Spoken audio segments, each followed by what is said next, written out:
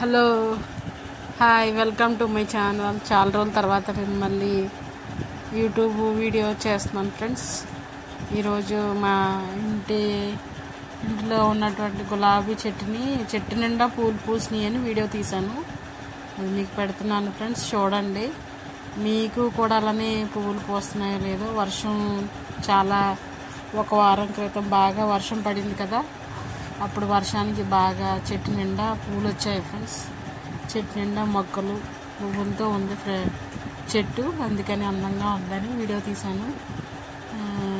మీకు కూడా ఇలాంటి చెట్లు ఉంటే కామెంట్ చేయండి ఫ్రెండ్స్.